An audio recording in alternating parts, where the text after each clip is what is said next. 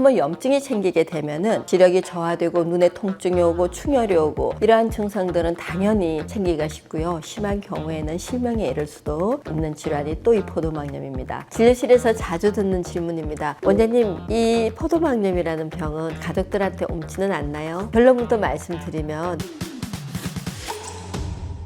안녕하세요. 한의학 박사 함희경입니다. 얼마 전 제 진료실을 찾아온 19세 정말 이쁜 여학생 한 사람이 기억이 납니다. 이 친구는 5일 전에 녹내장으로 수술을 하고 일주일 후에 다시 나머지 눈도 녹내장으로 수술을 해야 되는 그런 입장이었어요. 이유는 포도막염을 오랫동안 3년 이상 앓고 이게 고환압으로 되면서 녹내장까지 진행이 된 케이스입니다. 고등학교 3년을 공부를 하면서 단 하루도 맑게 깨끗하지 않은 상태로 공부를 했었고요. 대학생이 되고 나서 휴학을 하고 이 녹내장을 근본적으로 치료를 하고 싶어서 온 친구입니다. 혹시 여러분도 요즘 눈이 자주 침침하거나 또 시야가 흐릿해지거나 빛이 이렇게 번쩍거려서 보이고 또 눈이 자주 충혈이 되는 그런 느낌을 받으신 적이 있으신지요? 정확한 이유를 듣지 못해서 답답하기도 하고 불안하셨다면 이 포도막염에 대한 이야기가 분명 도움이 되실 거라고 생각합니다. 포도막염은 어떤 질환이고 또 왜 자꾸 이게 재발을 반복하는지, 그리고 이 한의학에 쓰는 이 질환을 어떻게 바라보고 관리하는지에 대해서 차근차근 한번 설명을 해드릴 수 있도록 하겠습니다.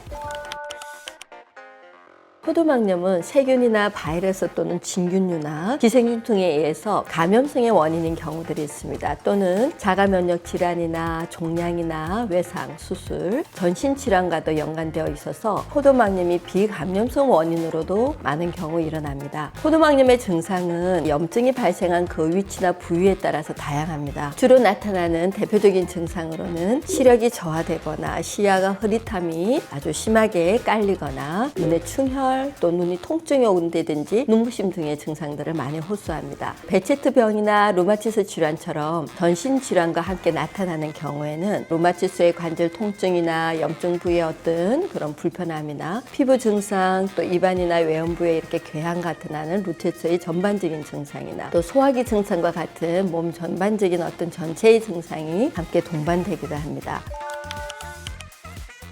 포도막염은 눈 안쪽에 그 혈관층인 포도막에 염증이 생기는 질환인데요. 포도막은 앞쪽 부위는 홍채, 중간 부위는 모양채, 뒤쪽에 맥락막으로 이렇게 이루어져 있는데요. 우리 눈에 산소나 영양분을 공급하는 아주 중요한 조직이기도 합니다. 시력을 유지하는 데 핵심적인 이 부위에 한번 염증이 생기게 되면은 시력이 저하되고 눈에 통증이 오고 충혈이 오고 이러한 증상들은 당연히 생기기가 쉽고요. 심한 경우에는 실명에 이를 수도 있는 질환이 또 이 포도막염입니다.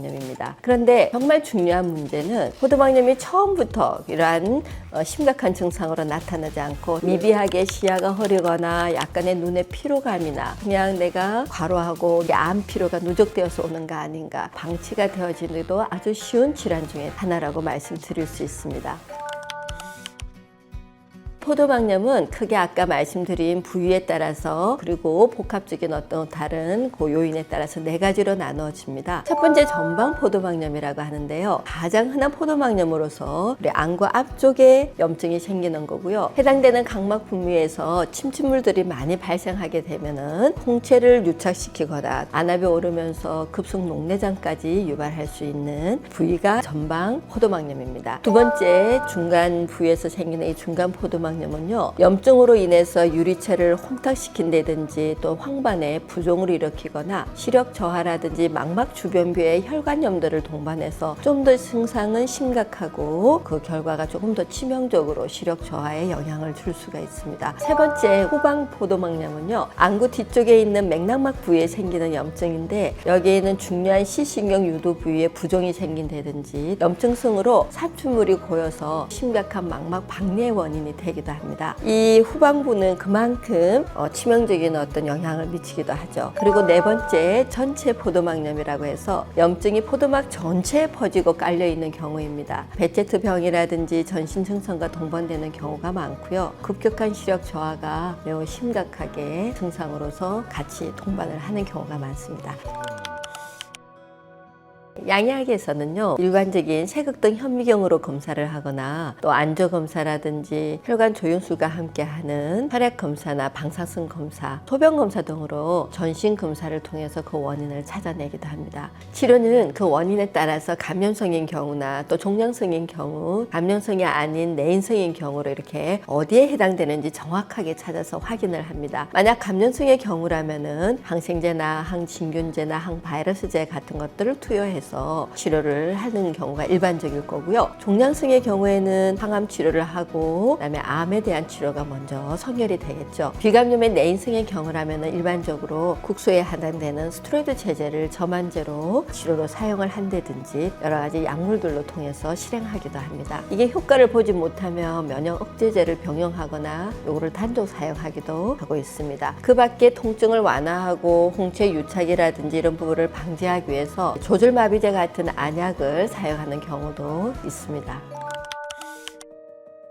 일반적으로 안과에서는 이런 여러 가지 검사를 통해서 염증의 위치나 또 그 정도에 따라서 진단을 하고 약물 치료가 메인으로 되는데, 거기서 한 걸음 더 나아가서 만약에 질문을 던져봅니다. 왜 이 포도막염이라는 염증은 자꾸 재발을 하고, 이 염증은 도대체 근본적으로 무엇이 잘못되어서 계속 발병을 하게 되는 원인이 되었는지 정확한 원인을 한의학적인 관점에서 찾아보고자 합니다. 이 질문이야말로 제가 오랫동안 집중해온 연구의 핵심이고 또 모든 재발을 막기 위한 관리의 시작점이 되고 있기 때문입니다. 한의학에서는 눈에 나타나는 이 증상도 사실 몸 전체의 균형이나 밸런스가 무너지면서 나타나는 신호로 해석을 합니다. 과로나 스트레스나 잘못된 식습관이나 여러 가지 요인들이 우리 몸속에 불필요한 열이나 화를 발생을 하고 내부 장기의 기능의 밸런스나 균형을 깨뜨렸다는 걸 저희는 첫 번째로 보고 있습니다. 이거는 단순히 이 화나 열이 눈에서 난다, 체온이 올라서 나타나는 이런 현상하고는 다른 개념입니다. 우리 인체의 균형과 조화가 깨어져 버리면은 우리 내부 장기에서는 비정상적인 열이라고 하는 허열이나 과도한 열이라고 하는 실열이라는 이런 이름으로 눈에 염증을 발생할 수 있고, 거기에 따른 눈의 염증을 촉발할 수 있는 그런 내부의 불씨가 되어집니다. 눈에 영향을 미치는 내 몸의 밸런스나 균형이 깨지는 이런 근본적인 원인을 사실 살피지 않는다면 재발의 순환을 막기가 굉장히 어려운 부분입니다. 그래서 포도막염 역시 우리 몸의 무너진 밸런스나 균형을 면역에서부터 혈액순환에서부터 혈류의 흐름에서부터 내 생활의 어떤 균형이나 일상의 균형이 깨어진 전 모든 전반적인 통합적인 관점에서 이 염증을 이겨내고 다시는 이 재발을 하지 않는 건강한 눈을 만들 수 있는데 사실은 가장 중요한 핵심이라고 생각을 합니다. 염증이 심한 급성기에는 우리 몸에 과도한 열을 내리고 안정을 도와주는 염증을 조절하는 직접적인 어떤 맞춤의 한약을 투여를 합니다. 반면 만성적으로는 재발이 반복되어지는 시기를 통해서 우리 몸에 부족해진 그 기운이나 진액을 잘 보충해주고 면역의 깃털을 단단하게 다져주는 방식으로 우리 몸의 바탕 자체를 건강하게 개선해 나가는 방향으로 치료를 합니다. 한약으로 우리 몸의 바탕을 다지는 것과 더불어서 눈 주변의 순환을 직접적으로 도와주는 방법은 반드시 같이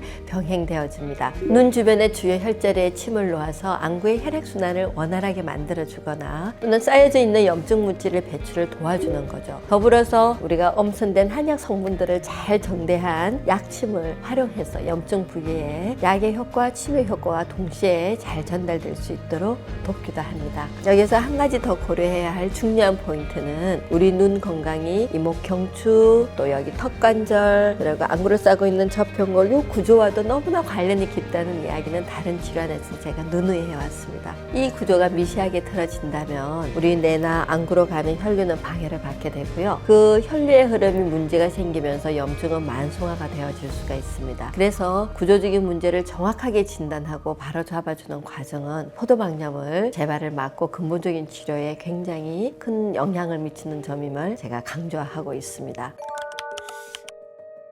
진료실에서 자주 듣는 질문입니다. 원장님, 이 포도막염이라는 병은 가족들한테 옮지는 않나요? 결론부터 말씀드리면 대부분의 포도막염은 전염되지가 않습니다. 일부 감염성 원인을 제외한다면 자가 면역 질환이나 전신 상태와 관련된 질환이기 때문에요. 이거는 주변 사람들한테 옮을 걱정이나 이런 염려는 하지 않으셔도 되겠습니다. 눈은 우리 삶 전체를 지키는 데 있어서 너무나도 큰 역할을 하고 있는 기관입니다. 혹시 지금 눈이 침침하거나 뭔가 뿌옇고 시야가 예전 같지 않다 하는 생각이 드시나요? 왠지 자꾸 충혈이 생기고 이유 없이 불편한 감각, 이물감 같은 게 반복되게 느껴지시나요? 그렇다면 더 늦기 전에 내 눈에 보내는 이 신호에 결코 무시하시지 마시고요. 귀 기울여서 안과 검진 꼭 해보시길 바랍니다. 일반적인 포도막염 검사는 단순하게 병을 찾는 과정이 아니라 내 시력을 지키기 위한 굉장히 중요하고 아주 꼭 챙겨야 하는 그런 선택입니다. 눈의 문제는 결코 눈 하나만의 문제가 아니라 우리 몸 전체가 기능과 구조와 생활 환경적인 모든 분에서 밸런스가 깨어지고 균형이 깨어질 때 보내는 중요한 메시지라는 점을 꼭 기억해 주시고요. 이러한 관점에서 치료를 할 때 저희가 계속 재발되는 또 이런 포도막염이나 포도막염으로 유발되어지는 모든 악화된 어떤 증상들도 한의학적으로 근본적인 치료나 재발을 막을 수 있는 훌륭한 또 치료의 관점과 치료 방법이라는 것을 기억해 주시면 좋겠습니다. 앞으로도 여러분들의 밝은 시야와 맑은 이 눈을 오래오래 지킬 수 있도록 유익한 내용 꾸준히 전해드릴 수 있도록 하겠습니다. 만약 영상이 도움이 되셨다면 구독과 좋아요 부탁드립니다.